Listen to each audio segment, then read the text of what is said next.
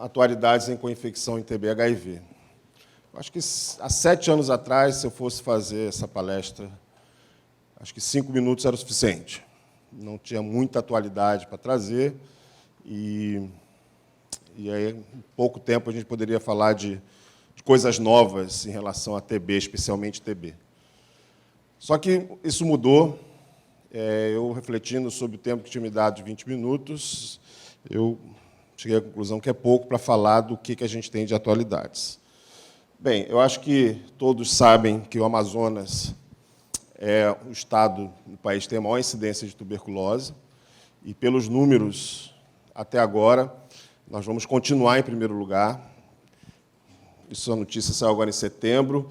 O número de casos já era 50% maior no meio do ano do que no ano anterior. Então, nós vamos continuar liderando a incidência de tuberculose no país.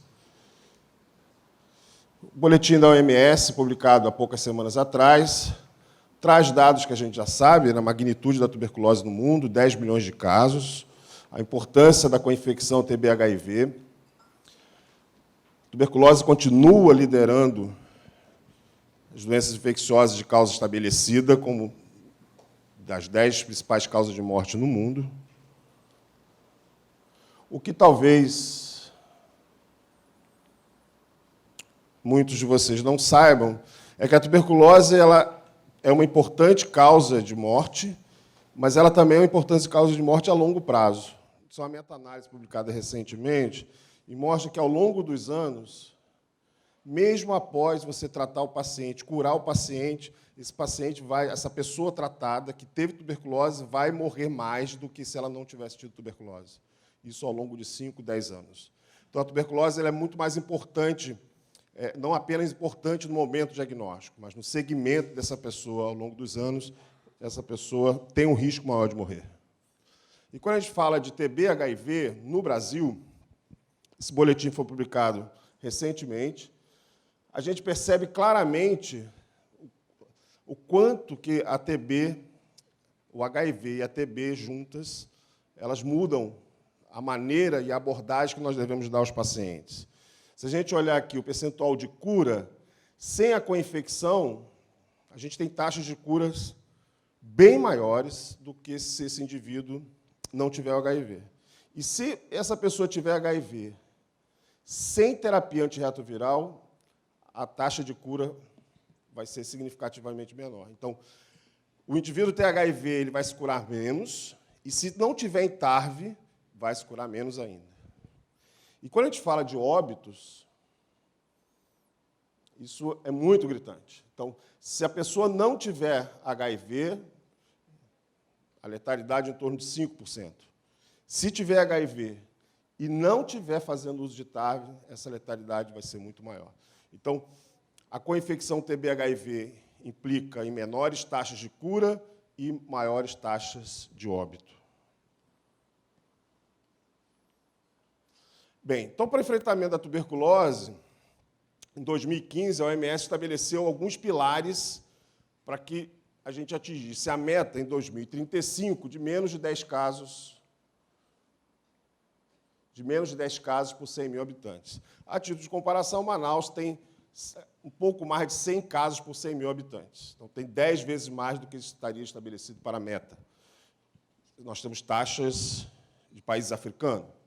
Então, essas estratégias estariam baseadas em 3 pilares: a prevenção e cuidado, políticas de apoio e intensificação de pesquisa e inovação.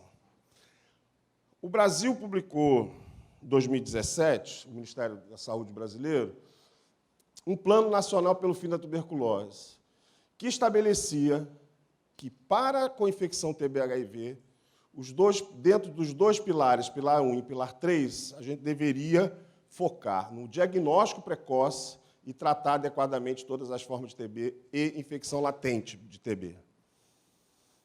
E, em relação ao pilar 3, fomentar a pesquisa e incorporação de novas tecnologias. Isso, nesse boletim de TB-HIV, essa estratégia ela vem sendo reforçada. Eu vou abordar, em termos de atualização, especialmente o diagnóstico da TB ativa e o tratamento da infecção latente. Para isso, a gente precisa relembrar a história natural da tuberculose.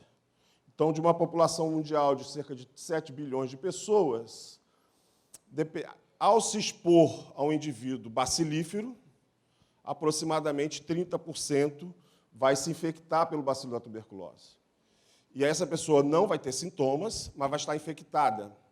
E essa pessoa tem o risco de adoecer de tuberculose ao longo dos anos. Se essa pessoa não for infectada pelo HIV, esse risco estimado é de 10% ao longo da vida. Se essa pessoa exposta for HIV, o risco estimado é 10% ao ano. Então, o indivíduo HIV, vivendo com HIV, exposto a uma pessoa bacilífera, ela tem um risco significativamente maior de adoecer por tuberculose. E aí nós teremos a TB ativa, que é aquele indivíduo com sinais e sintomas de tuberculose. Tosse por menos de 2 semanas, emagrecimento, sudorese, etc. Isso, casos típicos de tuberculose. Então, falando do diagnóstico da tuberculose, eu chamo isso de diagnóstico pré-histórico, mas isso é bem recente. Até 2010, 2009, era isso que a gente tinha. Baciloscopia, com a sensibilidade horrorosa, aproximadamente 60%, se for HIV, mais baixa ainda. E a cultura, que tem como grande problema o tempo. Podemos chegar até 8 semanas para você ter um resultado de uma cultura para micobactéria. Então, isso é pré-histórico. Até que em 2010 foi publicado o primeiro estudo de um teste rápido molecular baseado em PCR em tempo real, cujo o princípio era de um teste totalmente automatizado, rápido, com resultado aproximadamente em 2 horas, que, além de detectar o DNA do micobacterium tuberculose, sinalizava a resistência à rifampicina.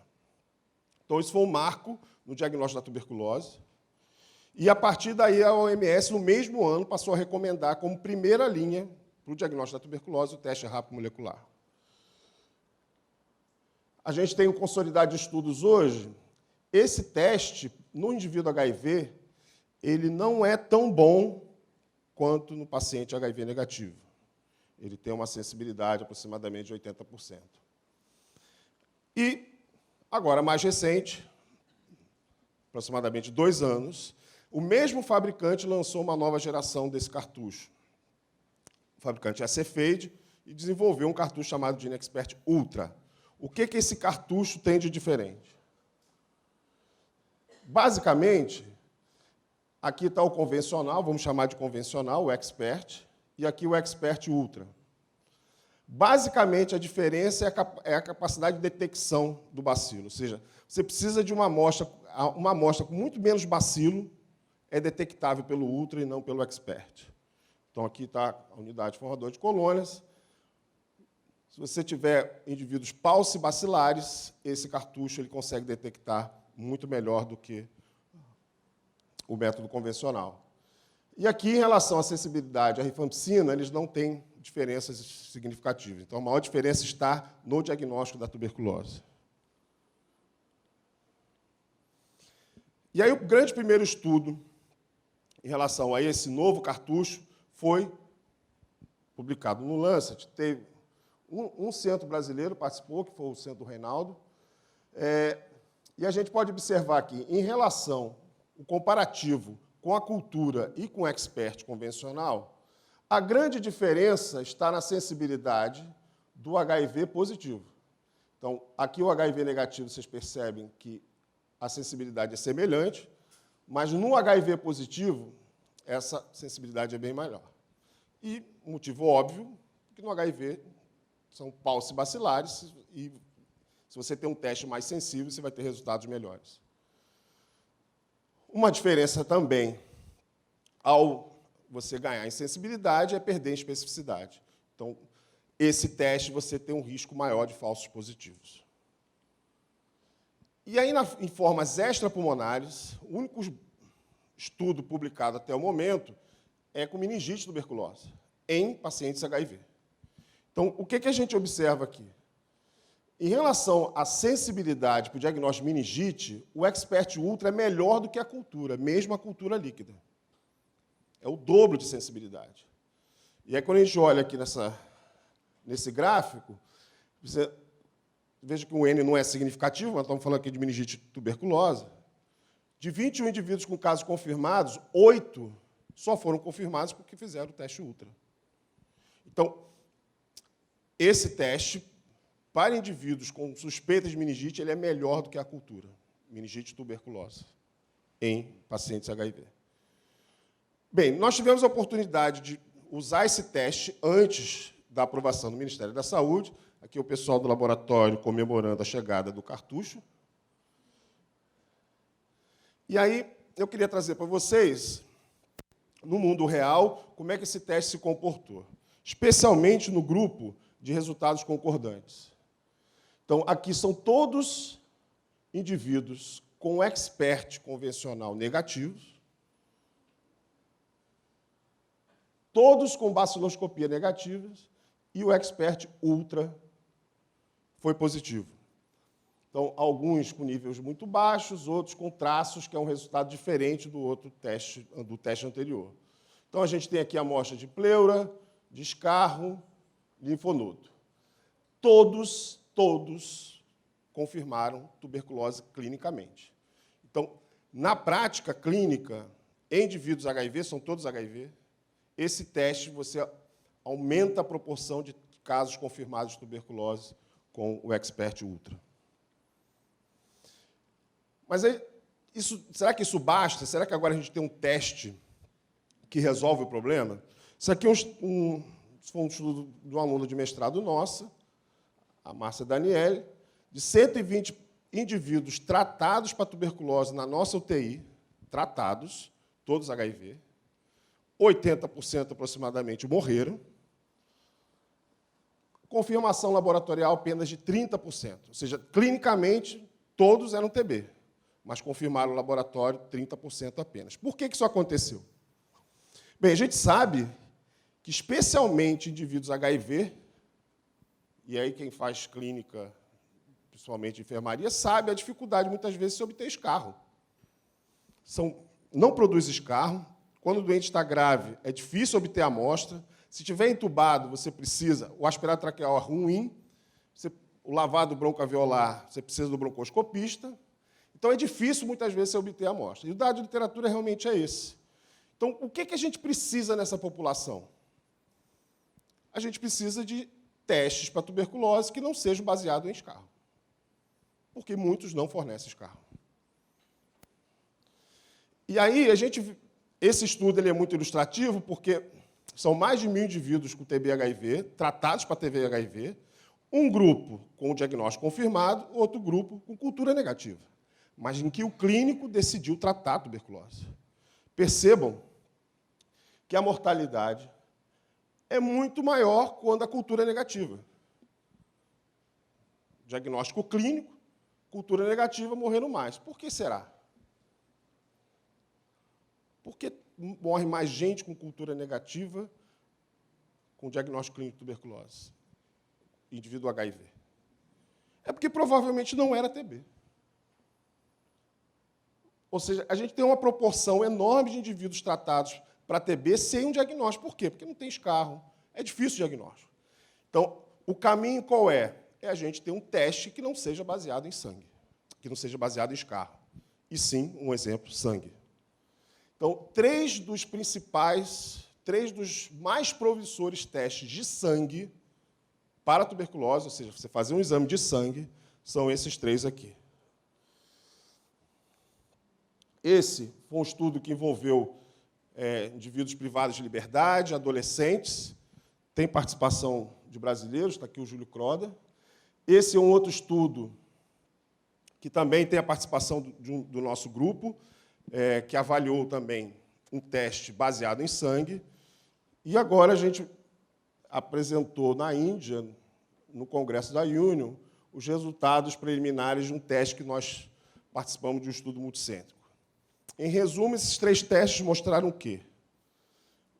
Os três, tanto o RISC-6, RISC-3 e o IMIPRINT, mostraram sensibilidade acima de 90%. Então, eles se mostraram com uma especificidade não tão boa, mas se mostraram útil para quê? Para afastar o diagnóstico de tuberculose. Então, eles têm como característica essa capacidade de dizer que o indivíduo não tem tuberculose. E o interessante é que esse aqui, o risco é baseado em 3 biomarcadores. A Cepheid já adquiriu a patente dele e já incorporou no cartucho. Então, muito em breve, a gente vai usar na mesma máquina do GeneXpert, ao invés de amostra de escarro, uma amostra de sangue. E você vai ter, em poucas horas, em 2 horas, um resultado para dizer se essa pessoa não tem tuberculose. Em relação ao tratamento da infecção latente por tuberculose, então, é preciso a gente lembrar que infecção latente, nós estamos falando do indivíduo que tem o bacilo da tuberculose e não tem sintomas. E vimos que esse indivíduo, especialmente HIV, tem um alto risco de adoecer por tuberculose. Então, esse é o guideline da OMS, e que o Brasil adota também a recomendação de tratar ILTB dessa forma. São 4 esquemas diferentes. O esquema com isoniazida de 6 a 9 meses, rifampicina com dose diária de 3 a 4 meses, rifampicina mais isoniazida, ou rifampicina mais isoniazida por 3 meses. Esses são os 4 esquemas recomendados pela OMS. Sendo que, no Brasil, nós não temos a rifampicina. Qual seria a vantagem de um esquema com rifampicina? Bem, em termos de eficácia, eles são muito semelhantes, os 4 esquemas. A grande diferença de você ter um tratamento encurtado é a taxa de completitude do tratamento, ou seja, qual a proporção de indivíduos que chegam até o final. Se o tratamento é mais curto, óbvio, as pessoas vão aderir mais. Quem aqui se imagina, ou já fez uso, de 9 meses de um tratamento? Alguém já usou 9 meses de um remédio? Quem talvez tenha sido diagnosticado com infecção latente tenha usado. Agora, imagine 9 meses usando remédio sem que você esteja apresentando sintomas. Então, você tem que estar muito convencido de tomar esse negócio. Agora, imagine um HIV que tem outras medicações, você chega para ele e fala assim, olha, você não está sentindo nada, mas você vai tomar um remédio aqui por 9 meses. E, olha, pode ter hepatite, não pode beber, uma série de questões envolvidas. Então, a adesão é muito menor. Então, essa é a grande diferença em relação aos tratamentos encurtados. Bem, a grande preocupação que surgiu em relação a isso foi que indivíduos usando dolutegravir, saudáveis, apresentaram evento adverso com rifampicina. E aí, o grupo do Chason, eles fizeram esse estudo, cujo objetivo era mostrar a segurança da rifampicina em quem está usando o dolutegravir. E aí, uma observação que a gente já... Por exemplo, quem já usou TARV pós-acidente ocupacional, a gente tem essa observação clínica, tem muito mais evento adverso do que tem quem tem o vírus HIV e toma TARV. A mesma coisa aconteceu aqui, ou seja, indivíduos com HIV toleraram muito bem a rifampicina. O problema foi quando foi dar rifampicina em saudáveis usando dolutegravir. Então, essa não vai ser uma preocupação em relação ao dolutegravir, a rifampicina mais dolutegravir. Bem, o que a gente tem próximo, né? Chegando bem próximo da gente, e isso está num documento publicado há 3 dias atrás. O GeneXpert, que é fabricado pela Cepheid, o Brasil comprou o GeneXpert. Então, nós somos refém do teste rápido molecular da Cepheid. Os indianos desenvolveram o mesmo teste rápido, um teste baseado em PCR, que usa um aparelho com o mesmo princípio do teste rápido molecular que a gente está utilizando. A China também já desenvolveu um. Então, muito em breve, nós teremos uma concorrência de fabricantes de teste rápido molecular. Esse TrueNet, que é o indiano, a gente vai testar, começar a testar a partir de fevereiro do ano que vem. Essa é uma grande novidade. A gente sabe que, para infecção latente, a gente tem a alternativa da prova tuberculínica, que tem a desvantagem do indivíduo ter que voltar para fazer a leitura, e a gente tem os testes baseados em IGRA. O mais utilizado é o quantiferon, que você colhe uma amostra só de sangue. Qual o problema do quantiferon? É que você precisa de laboratório, precisa de equipamento, precisa de treinado para fazer isso. Quem fabrica o quantiferon Plus é a Qiagen. E a Qiagen desenvolveu, igual teste de glicemia, para quantiferon.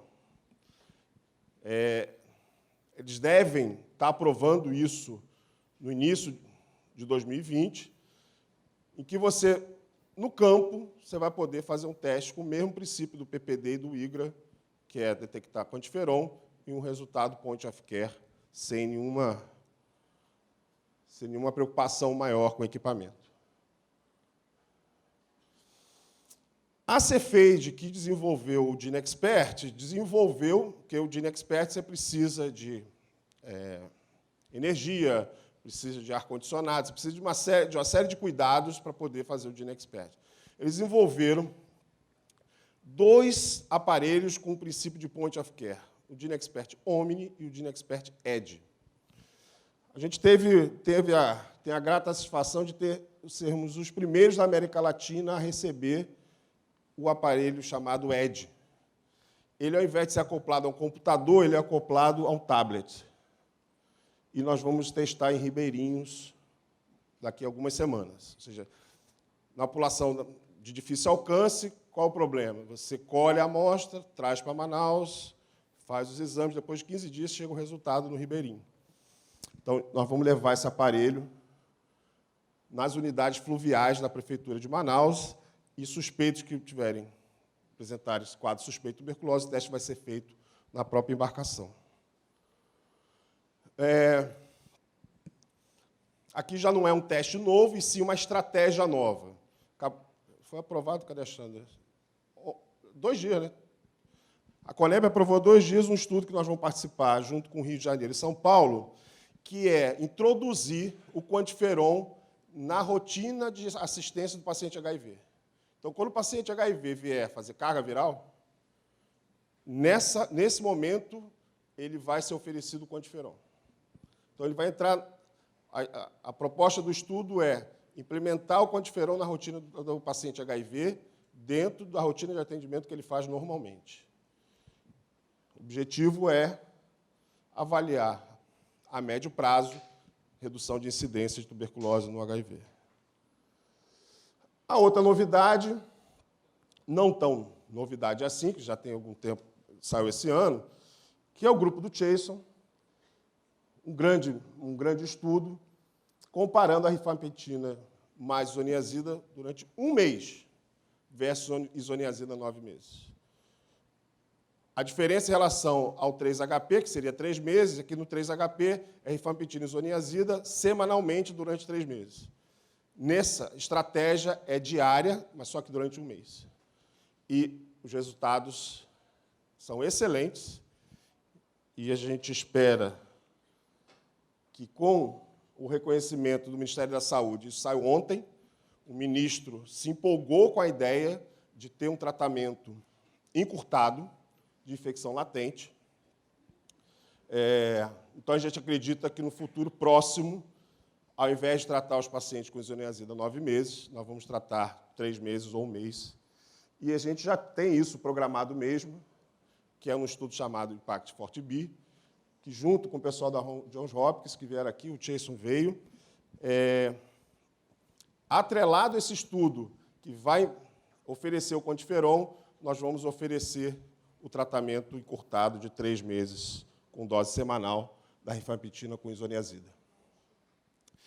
E aí, falando em estudos futuros, nós estamos participando ainda, porque ainda está acontecendo, do estudo chamado Report Brasil, que é um consórcio de 5 centros brasileiros, em que, desde junho de 2015, a gente vem coletando dados clínicos, epidemiológicos e amostras de pacientes com tuberculose e seus respectivos contatos. Isso aqui é o que a gente tem até agora, 3.000 indivíduos incluídos, somando casos e contatos, e são coletadas amostras de escarro, sangue e urina. E isso vai para um biorrepositório em Salvador, no Instituto Brasileiro de Tuberculose, de Pesquisa em Tuberculose. Nós temos 160 mil amostras coletadas.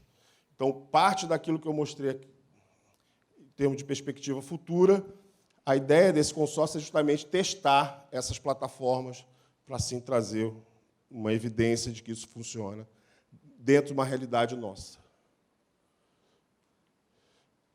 Bem, para falar em eliminação da tuberculose, a gente precisa enxergar, e esse é um estudo que ele é muito interessante, se nós acabarmos com os fatores de risco para a tuberculose, dentro da meta de 2050, de ter menos de 10 casos por 100 mil, isso não muda nada, em termos praticamente nada, ou seja, muito pouco. Se a gente atuar em prevenção de tuberculose, ou seja, de identificar de quem está em maior risco, medidas de controle de infecção, isso sim já começa a impactar na redução dos casos de tuberculose. Atrelado a tratar e buscar ativamente o diagnóstico, isso também tem o potencial de reduzir o número de casos. Agora, tratamento da infecção latente é o que mais pode, é uma das estratégias que mais pode impactar a tuberculose no futuro. Por quê? Porque a infecção latente de hoje é a tuberculose de amanhã. Então, é óbvio? Mas muita gente não acredita na infecção latente.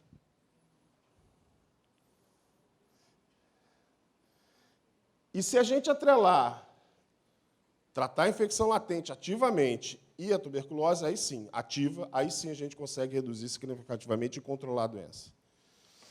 A gente tem dados de infecção latente no Brasil, e o maior gargalo, não é objeto aqui da apresentação, mas eu posso afirmar que o maior gargalo para tratar a infecção latente no Brasil somos nós, profissionais de saúde. Da gente não acreditar que precisa tratar a infecção latente. Especialmente no indivíduo HIV, isso é catastrófico. E aí, assim, a gente precisa lembrar que o indivíduo que você está vendo saudável, se estiver infectado pelo bacilo da tuberculose, especialmente imunodeprimido, ele será um caso de tuberculose em breve. E aí eu acho que, sim, a gente tem muito o que fazer, mas nunca na história desse país a gente conseguiu avançar tanto em relação a uma doença milenar e que por muitos anos não teve investimento algum. E hoje a gente pode dizer que a gente tem um diagnóstico melhor, não é o ideal, o tratamento não avançou muito, mas as estratégias de diagnóstico e de tratamento de infecção latente, elas avançaram bastante, e eu tenho absoluta certeza que a gente vai conseguir melhorar esses números. Muito obrigado.